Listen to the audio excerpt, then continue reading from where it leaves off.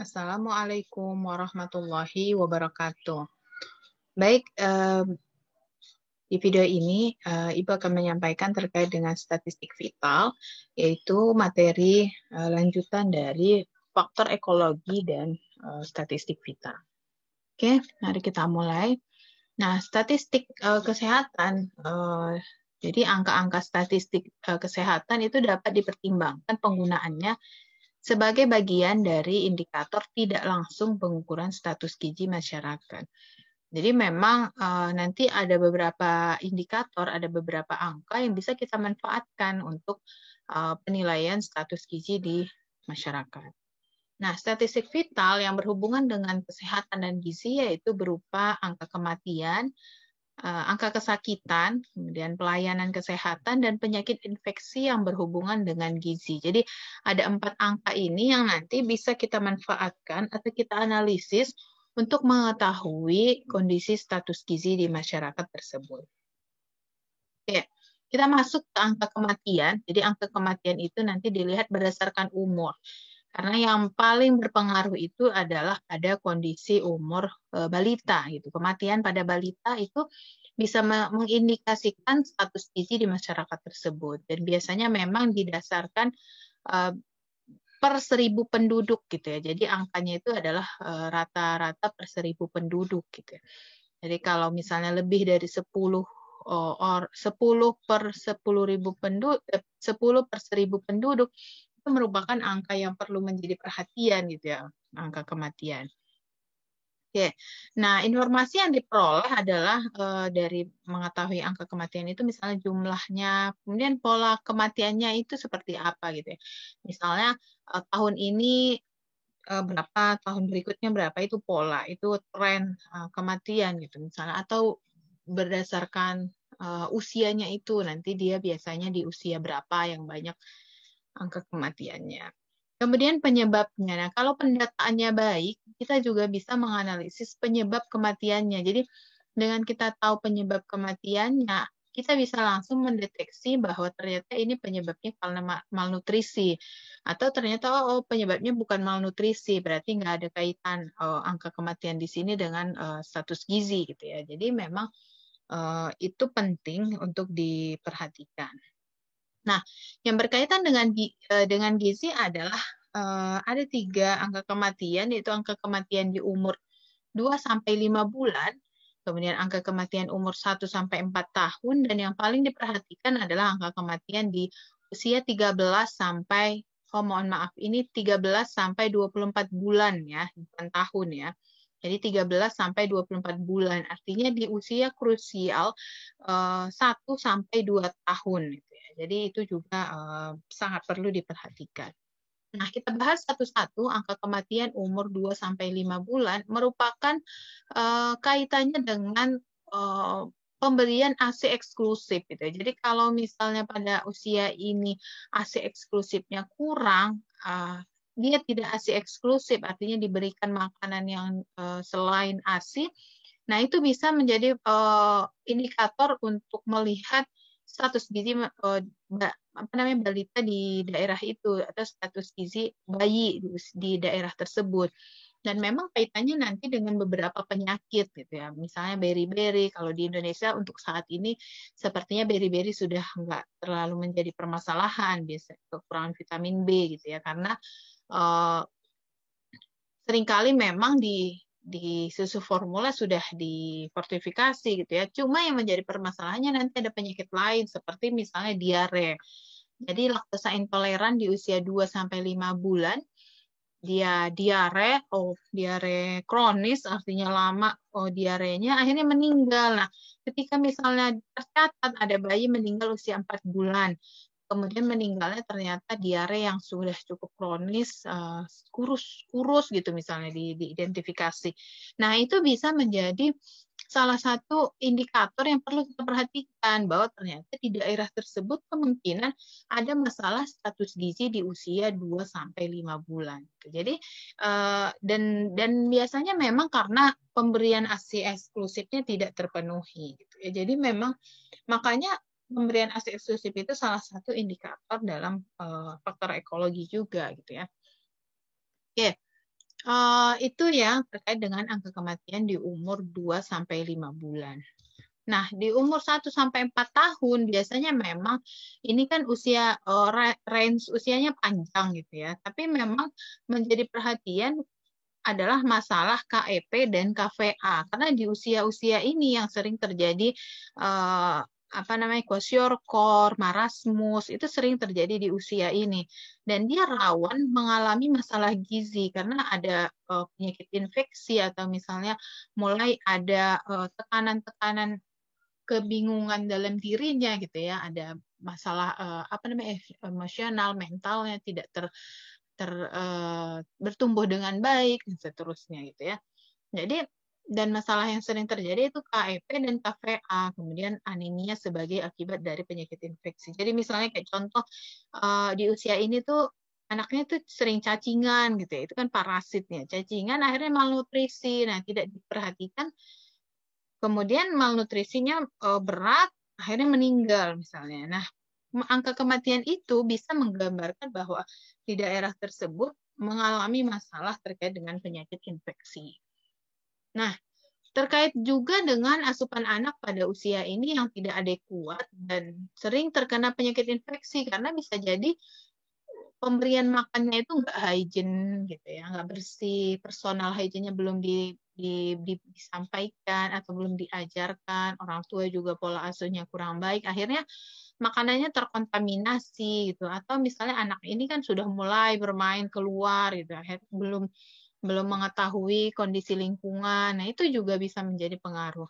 Jadi memang ketika misalnya ada angka kematian umur 1-4 tahun itu tinggi di suatu daerah, itu menjadi salah satu indikator status gizi masyarakat. Makanya kan SDGs itu dulu MDGs itu salah satu indikatornya adalah angka kematian pada balita. Nah, berikutnya adalah angka kematian umur 13-24 bulan. Ini yang paling krusial karena KEP itu sering mulai munculnya di usia ini. Dan tidak terdeteksi karena ibunya masih menganggap itu biasa anak saya nggak mau makan gitu. Akhirnya diberikan makanan-makanan lainnya gitu misalnya. Atau yang penting anaknya mau aja makan dan tidak diperkenalkan makanan-makanan gizi seimbang gitu ya. Nah, disebutkan kan di sini masa transisi pola makan anak ketika di usia ini salah dalam memberikan pola konsumsi, akhirnya itu akan menjadi pola konsumsi dia seterusnya gitu. Jadi makanya kalau ada angka kematian di usia ini di suatu daerah itu perlu diperhatikan penyebabnya. Apakah penyebabnya itu karena ada masalah gizi gitu ya atau bukan. Jadi angka ini bisa kita gunakan untuk menggambarkan masalah gizi di suatu masyarakat. Oke. Hal yang perlu diestimasi dan dipertimbangkan dalam menggunakan data-data adalah diperhatikan analisis laporan kematian dan kelahiran gitu. Jangan sampai angka kematiannya tinggi gitu ya, tapi ternyata angka kelahirannya nggak sesuai dengan angka kematian itu. Misalnya yang meninggal tahun ini angka kematiannya misalnya 7 orang per 1.000 penduduk misalnya. Ternyata kelahirannya 5 orang per 1.000 penduduk. Bisa jadi yang meninggal itu bukan penduduk di daerah itu gitu dan dia menjadikan salah satu faktor penilaian status gizi di daerah tersebut gitu. Jadi memang ini juga harus diketahui gitu ya. Jangan sampai malah kok ternyata dia bukan penduduk daerah tersebut gitu ya. Oke.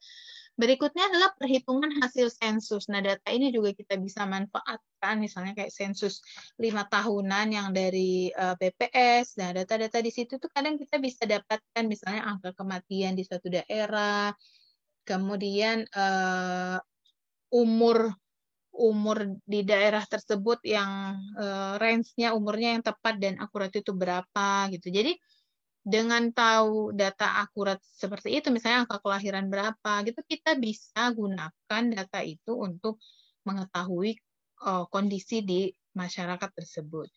Atau kemudian pendataan di tingkat desa, ini juga misalnya nggak semua desa mungkin ya, ada beberapa desa juga yang mungkin melakukan atau melakukan pendataan, misalnya pendataan di desanya itu misalnya angka kematian berapa, gitu. Karena kan di desa ada pencatatan kematian ya, kalau tidak salah Ibu ya, ada dilaporkan misalnya, atau tingkat RT melaporkan ke RW, dari RW melaporkan ke desa gitu misalnya. Nah, ketika dalam pencatatan di tingkat desa itu jangan hanya mencatat tanggal meninggal, jenis kelamin meninggal, nama, dan seterusnya, tapi juga harus dicatat penyebabnya gitu. Jadi dengan tahu penyebabnya itu kita bisa mendeteksi, oh di desa ini angka kematiannya kebanyakan penyebabnya ini. Kayak pencatatan biasa gitu ya, pencatatan penduduk di tingkat desa gitu, itu juga bisa kita manfaatkan. Hanya saja memang kalau datanya nggak lengkap atau di daerah tersebut tidak dicatat dengan baik, ya tidak bisa kita gunakan data tersebut. Nah, penyajian datanya seperti apa ya?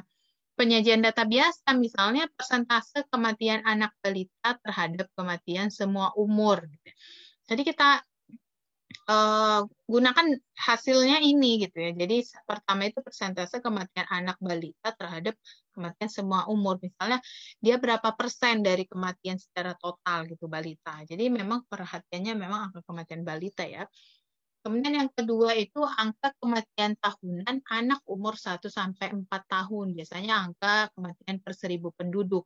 Jadi misalnya tahun 2017 berapa per 1000 penduduknya, tahun 2018 berapa, 2019 berapa. Nah, itu data yang kita butuhkan misalnya untuk menyajikan penilaian status gizi ini. Kemudian persentase kematian anak umur 1 sampai 4 tahun. Nah, ini kita peroleh dari kita bandingkan jumlah kelahiran total per jumlah kelahiran total hidup, kelahiran hidup total yang dikurangi anak balita yang masih hidup. Artinya ini adalah total dari yang meninggal. Jadi kita bandingkan yang meninggal, tapi kita tidak mengambil data langsung meninggal berapa gitu, tidak. Tapi kita ambil dulu data berapa sih yang lahir hidup. Misalnya lahir hidup misalnya 100 orang dalam setahun. Contohnya. Ternyata di akhir tahun balita itu kemudian yang tercatat itu 75 misalnya. Berarti ada yang meninggal 25 setahun itu. Nah, 25 itu diperkan dengan jumlah kelahiran total. Artinya kelahiran total berarti dengan yang meninggal ya. Jadi berapa total? Misalnya total yang kelahiran di situ ada 120. Berarti 75 per 120 kali 100% karena dia persentase. Nah, itu adalah persentase kematian anak umur 1 sampai 4 tahun. Nah, berikutnya adalah rasio angka kematian anak 1 sampai 4 tahun terhadap angka kematian bayi 1 sampai 12 bulan. Jadi rasio balita yang meninggal berapa dibandingkan dengan rasio yang anak bayi. Misalnya balitanya 7, misalnya bayinya 2. Nah, perbandingan 7 banding 2 itu merupakan salah satu angka statistik yang bisa kita manfaatkan untuk memperkirakan status gizi di masyarakat tersebut. Jadi kalau ternyata 3 banding 1, berarti di balita itu ada 3 yang meninggal, di bayinya 1. Jadi itu data-data yang bisa kita manfaatkan terkait dengan angka kematian.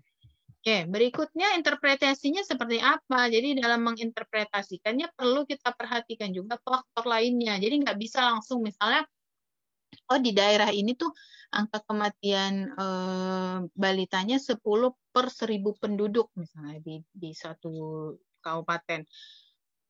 Berarti balitanya banyak yang meninggal. Nah, kemudian dicek, ternyata penyebabnya penyakit-penyakit infeksi. Tapi ternyata setelah dicek penyakit infeksinya itu ternyata nggak ada kaitannya dengan gizi. Misalnya penyakit infeksinya dia yang nggak ada kaitannya dengan gizi. Tapi biasanya sih ada kaitannya. Misalnya contohnya nih, dia meninggal karena diare. Nah, contohnya itu yang biasa sering ya pada balita, diare. Nah, diarenya ini nanti kita telusuri bahwa misalnya ternyata dia diare karena dikasih susu formula, makanannya tidak dijaga, pola konsumsinya tidak baik, sudah pergi bermain keluar, dimakan apa aja gitu. Nah, itu artinya apa yang dia dapat dia masukkan ke mulut. Nah, itu penyakit infeksinya akan muncul gitu ya. Kemudian pengetahuan mengenai pola penyakit lokal pada umur dini juga harus diperhatikan. Misalnya ternyata di daerah tersebut itu memang sangat rentan KEP gitu misalnya, atau di daerah tersebut rentan GAGI misalnya. Jadi itu juga perlu kita pahami untuk bisa mengkaitkan nanti dengan angka kematian itu. Dan faktor analisis faktor lingkungan lainnya gitu. Jadi memang statistik vital itu ya penilaian tidak langsung ya. Jadi tidak bisa langsung kita interpretasikan angka kematian itu dalam satu status gizi tertentu. Jadi harus dikaitkan juga dengan penyakit yang banyak di daerah itu, kemudian penyakit infeksi yang muncul, kemudian faktor ekologi yang ada di daerah tersebut gitu ya. Oke. Kemudian angka kesakitan dan angka kematian akibat penyakit tertentu. Nah, ini juga bisa digunakan, tapi kurang menggambarkan masalah gizi yang sebenarnya. Karena memang ya tidak terlalu bisa digambarkan, karena memang tidak ketahuan faktornya apa. Misalnya ini proporsi kematian atau angka kesakitan balita yang terkait dengan penyakit diare. Misalnya daerah tersebut banyak balita meninggal karena pneumonia. Setelah dicek, pneumonianya ternyata bukan karena faktor gizi, tapi faktor sanitasi lingkungan, misalnya. Kemudian parasit, misalnya. Oh, ternyata anak-anak daerah tersebut tuh banyak yang cacingan. Setelah dicek, ternyata dia cacingan, tapi tidak diobati. Nah, itu yang menjadi masalah. Padahal untuk faktor konsumsi itu baik, misalnya. Artinya, secara geografis, masyarakat di situ pemenuhan kebutuhan pangannya itu terpenuhi gitu ya. Jadi memang ya karena faktor infeksinya dia meninggal gitu ya. Bukan karena ada faktor malnutrisinya di dalam kondisi infeksi itu. Oke, nah statistik layanan kesehatan juga bisa menjadi perhatian. Misalnya ini yang dibahas adalah di puskesmas dan di rumah sakit. Sebagai contoh misalnya ini adalah layanan-layanan gizi yang bisa dijadikan penjaringan untuk kasus gizi kurang. Seperti contoh misalnya di Posyandu. Di Posyandu kan sudah ada cara penilaian, misalnya indikator apa namanya yang turun dibandingkan dengan yang ditimbang gitu. Itu bisa menjadi salah satu indikator. Oh, ternyata bulan ini tuh banyak balita yang berat badannya turun gitu.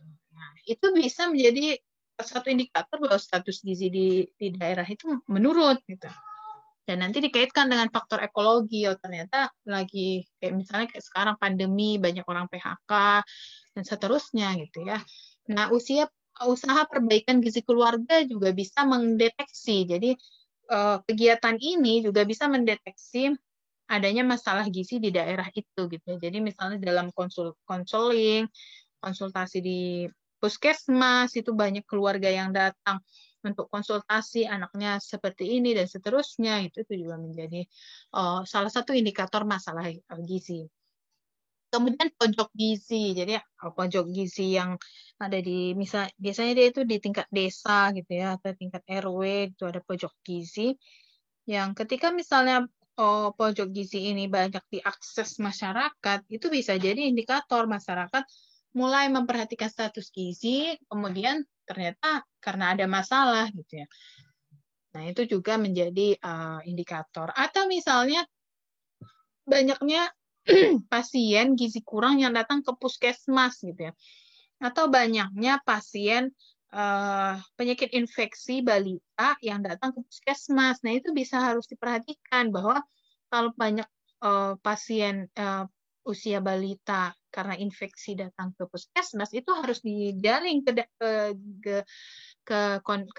lingkungannya, dilihat apakah penyakit infeksinya ini berpengaruh terhadap status gizi. Hanya saja memang penjaringan status kasus gizi kurang itu relatif sulit karena sikap masyarakat dan kondisi geografis. Artinya ada juga kan masyarakat yang dia tidak mau dinyatakan anaknya misalnya gizi kurang. Dan dia selalu bilang, anak saya makannya banyak kok, dan seterusnya. Itu adalah sikap masyarakat. Atau kondisi geografisnya, kesulitan dari petugas untuk datang ke daerah-daerah untuk mengecek kondisi status gizi. Jadi memang untuk penjaringan ini melewat posyandu ya, karena posyandu yang menjadi data awal untuk pelaporan di puskesmas. Jadi data statistik layanan di puskesmas juga menjadi salah satu indikator yang digunakan. Yang kedua di rumah sakit ya, memang karena di tingkat pelayanan ya kita lihat saja apakah layanan ada kunjungan kasus gizi kurang yang meningkat di daerah tersebut gitu ya. Dan biasanya memang kalau sudah sampai di level rumah sakit kadang sudah pada level kronis gitu ya. Artinya masalah gizi kurangnya itu sudah tidak bisa ditangani di tingkat puskesmas gitu misalnya, atau dia sudah ada komplikasi dengan penyakit infeksi tertentu gitu ya, dan memang ya nanti dikaitkan dengan kondisi di masyarakat seperti kemiskinan, harga pangan yang meningkat misalnya, atau kejadian alam lagi bencana atau kekeringan gitu ya. Nah, itu menjadi perhatian juga, dan memang perlu kita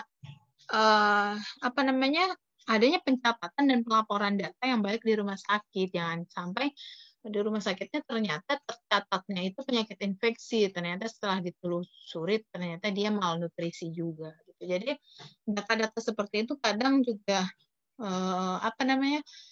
kalau tidak dicatat dengan baik kita tidak bisa mendapatkan angkanya gitu. Misalnya balita ini datang dengan diare kronis sudah 1 bulan misalnya.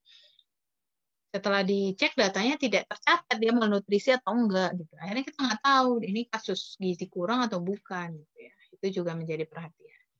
Nah, yang penyakit infeksi yang relevan dengan keadaan gizi juga menjadi data. Misalnya data ternyata di daerah ini dia kasus kunjungan balita karena diare tinggi. Nah, itu juga menjadi salah satu statistik vital yang kita manfaatkan gitu ya. Atau misalnya kasus tuberkulosis atau campak, batuk, atau pneumonia gitu, itu juga harus kita perhatikan sebagai dasar untuk statistik vital. Oke, jadi ini beberapa penyakit infeksi, misalnya ada penyakit infeksi di daerah tersebut, itu bisa kita curigai ternyata di daerah itu ada KVA. Kemudian diare meningkat, bisa jadi karena praktik pemberian makanan bayi yang bermasalah. Nah, itu perlu kita telusuri untuk kita mendapatkan data sebenarnya. Baru kan praktek pemberian makanan bayi ini kita ukur dengan penilaian konsumsi makanan gitu ya. Nanti dari penilaian konsumsi makanan kemudian kita nilai lagi antropometrinya. Akhirnya setelah dikonfirmasi dengan berbagai cara pengukuran, kita akan tahu ternyata di daerah ini benar ada masalah malnutrisi, dan dia karena praktek pemberian makanannya, dan juga ada kaitannya dengan infeksinya yaitu diare. Ya. Kemudian masalah campak gitu ya. Masalah campak itu juga bisa menjadi masalah terjadinya seroftalmia yaitu KVA yang berat gitu ya, atau juga kaitannya dengan kwashiorkor. Makanya kan imunisasi campak diberikan di usia 9 bulan untuk mewaspadai ketika di usia 12 bulan dia mulai tadi masa-masa rawan untuk kekurangan pangan itu gitu ya, kekurangan konsumsi itu, makanya diberikannya di usia 9 bulan. Jadi memang ini penyakit-penyakit yang menjadi bisa indikator untuk penilaian status gizi tidak langsung. Nah, kelebihannya data statistik vital itu biasanya ada terkumpul secara periodik, sehingga datanya itu bisa kita dapatkan, misalnya angka kematian gitu ya. Kalau di sensus dia per 5 tahun, tapi kalau di data seperti misalnya profil kesehatan kabupaten atau profil kesehatan nasional gitu, atau angka kabupaten dalam angka gitu sepertinya ada data statistik vital itu ada, misalnya angka kematian berapa gitu, angka kelahiran berapa itu ada di kabupaten dalam angka. Kemudian kekurangan, sering data yang diperoleh tidak akurat karena cara pengumpulan data yang tidak sahih. Nah, ini memang sudah menjadi permasalahan ketika penggunaan pengukuran tidak langsung ya. kemudian tidak mempunyai kemampuan untuk melakukan interpretasi data secara tepat, gitu. Karena memang datanya itu adanya cuma data ini, nggak ada data pendukung gitu ya. Akhirnya kita tidak bisa menginterpretasikan data itu. Gitu. Selain itu ada data kecenderungan data ditutupi, misalnya karena alasan politik. Ya ini juga bisa menjadi permasalahan juga ya. Misalnya data kasus gizi buruk di daerah tersebut ditutup agar tidak menjadi KLB atau agar tidak menjadi perhatian atau menjatuhkan nama baik. Atau juga kaitannya dengan faktor penyakit infeksi yang ada di daerah tersebut serta faktor sosial ekonomi gitu ya. Jadi memang angka statistik vital itu tidak bisa langsung kita nyatakan untuk menggambarkan status gizi, tapi bisa untuk memprediksi. Jadi kalau misalnya kematian di usia balita itu tinggi, itu harus kita prediksi. Oh, ini ada masalah ini gitu ya. Baru kita cek ke data-datanya, data pendukungnya, lalu kemudian dilakukan ke masyarakatnya seperti apa penilaian lanjutan. Kesimpulannya adalah penggunaan statistik vital ada indikator tidak langsung pengukuran status gizi masyarakat. Jadi memang tidak bisa langsung kita nyatakan ya. Dan data yang digunakan ada angka kesakitan, angka kematian, kemudian statistik di pelayanan kesehatan, serta angka penyakit infeksi yang berhubungan dengan diare. Jadi kalau misalnya ditanya, coba dinilai status gizi di Kabupaten A berdasarkan statistik vital. Gitu. Jadi kita bisa langsung cek, cari data misalnya di kabupaten itu berapa angka kesakitan, diare pada balita. Kita cek berapa angka kematian bayi di kabupaten tersebut. Nah itu bisa kita gambarkan. Jadi tapi memang naratif ya. Jadi lebih ke analisisnya itu perlu dukungan data-data yang lainnya juga. Oke, sekian materi terkait dengan statistik vital. Semoga bermanfaat. Kurang lebihnya mohon maaf. Untuk informasi yang mendalam lagi bisa kamu telusuri berbagai sumber atau misalnya beberapa penelitian-penelitian yang dia menggunakan statistik vital untuk menilai status gizi di suatu masyarakat. Ya, terima kasih. Wassalamualaikum warahmatullahi wabarakatuh.